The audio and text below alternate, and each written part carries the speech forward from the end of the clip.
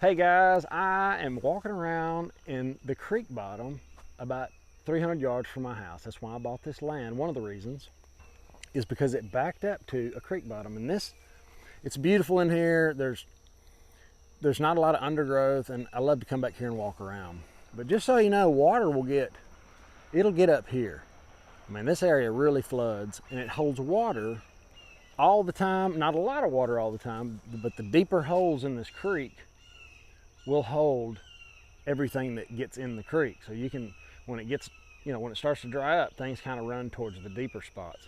And I learned when I was a little kid, there's a lot of little fish in little creeks like this. There's alligators, in my area, and I understand, if you live in a city, I'm gonna get to you in a minute.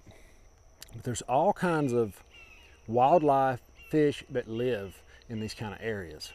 Now, when I was a little kid, like I said, I used to just like a wild Indian find a mud hole, and we would be riding in it, swimming in it, fishing in it. You can only imagine catching turtles. And it taught me there's a lot of food in a place like this. Now, this area already has a lot of hogs in it. I don't see many deer back here. There's some. And just so you know, a lot of people that think they're gonna eat deer, y'all hear that hawk? It's probably annoying. A lot of people think they're going to eat deer. I'm just going to eat deer. That's all I'm going to do. That's wrong. You're wrong. Sorry. You will at the beginning, but deer were non-existent in the Great Depression.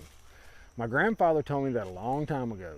He said, we did not eat deer. We ate squirrels. Now, they were poor. My grandmother was really poor. I think just about everybody was. Most everybody. But they learned how to survive, and they ate squirrels and anything they can find. And that's kind of what this video is about, is because when the food shortages get here, and you do have your supply of food because you've been doing what you could do, instead of sitting down and just relying on that, you need to immediately start finding other food. And protein is going to be one of the hardest things to find in the Thunderdome. And I refer to it as the Thunderdome, Mad Max, just because it wakes people up. Different people in different ways. Will it get there? It's hard for me to imagine. It really is. There's a big hole. There it is. I saw it walking down here. Case in point, if I wanted to eat tonight, I would set a snare up on this hole. I'm gonna flip the camera around and shove it down in there and see what you think.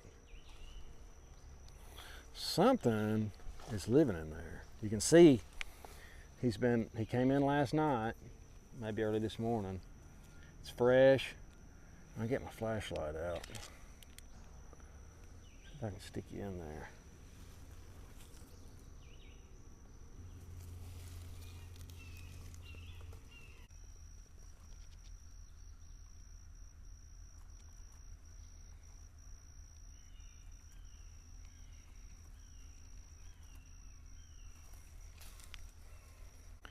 He's probably way up in there, but I could catch that critter and eat it. I'm just saying. Not what I enjoy doing. I would rather set this hog trap. Now, a lot of you don't have a place to put a hog trap, but you could call around some farmers and say, hey, you got a hog problem, would you mind if I trap some of them? And I'm gonna show you how easy it was to build this thing. It's kind of a chore to set up. They only set it up once about 5 years ago, and I let this thing grow up. Here it is right here. I'm gonna flip the camera around. All right, believe it or not, that is exactly the way I like it. It's all brushed up naturally. It's been here, they're used to it. I've got saloon doors on it. And they're spring loaded. And I'll leave this vine here. I mean, everything stays the same. Those hogs will go right in there. And all I'll do is I'll open these up. I'll open them up and I'll put a stick in between that door, and I'll start corning. I'll start putting corn leading into the trap, and I'll put a camera up and I'll watch them go in and out. And when there gets a substantial amount of hogs getting in there, I'll simply tie the string to the bucket, or some kind of trip line in there, probably a stick. They're really smart. Flip the camera back around.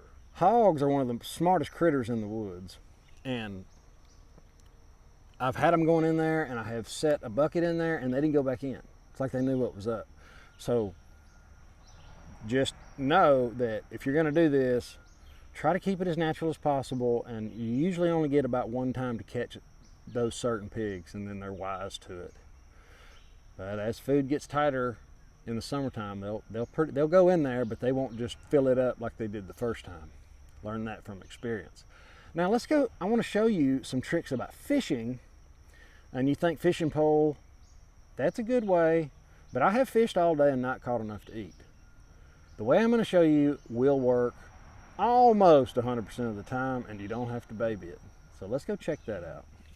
So if you're strapped for time, and let's say you're in an apartment, or you live in a city and you don't have, access to a lake, but you've got a little creek behind there. A lot of apartment complexes have creeks behind them, sloughs. In the South they do. Well, I'm about to show you something a buddy of mine made. His name's Gene. He goes by Crawfish. He built me some turtle nets. It's got 2 throats in it. And you can set this up for catfish or turtles. And it's super simple. You just prop those sticks in it, holds it open, and you can throw dead chicken in it and catch turtles. And turtle is a good white meat. I mean, it's really good. They're harder to clean than anything for me.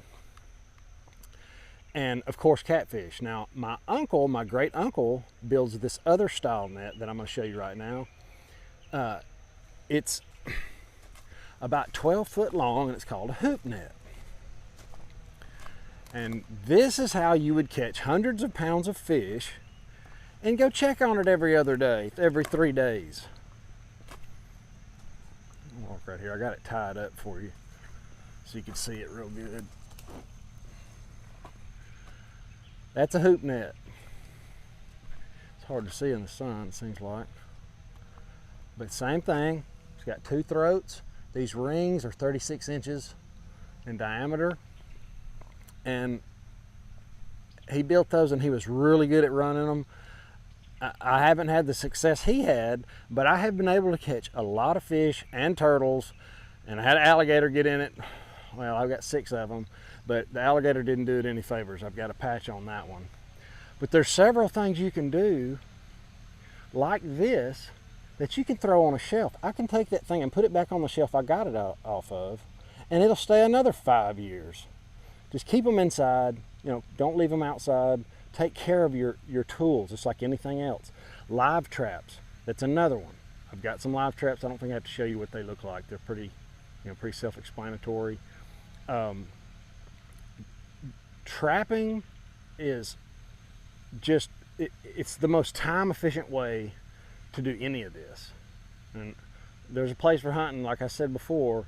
My grandfather ate squirrels growing up in the Depression, so did my grandmother, and she could cook squirrels like, I've never had a squirrel cook better than the way she cooked them in a pressure cooker.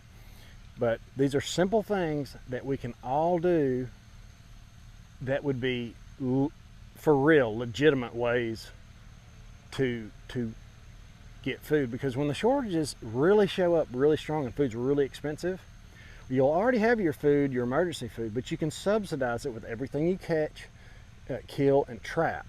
So I hope you like this kind of information. If you do, hit the like button, subscribe, and ring the bell. And I'm planning on showing you how to bait them or not to bait them. You don't have to bait them. I have better success baiting them. I'm not the netsman I should be.